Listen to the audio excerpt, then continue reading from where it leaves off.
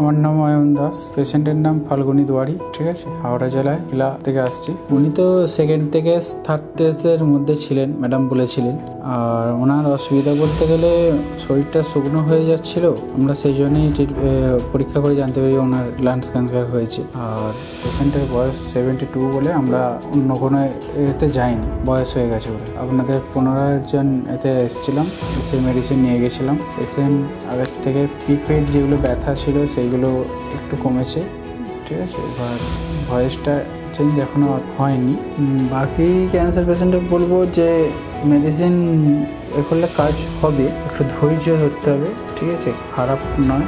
এখন পর্যন্ত তো কিছু আমরা খারাপে পাইনি, কেন অনেক ক্যান্সার পেশেন্ট খাবার দাবার অসুবিধা হয়, খাবার দাবার সবই খাচ্ছেন, ওই জন্যই সেকেন্ড টাইম এসেছি মেডিসিন আনতে।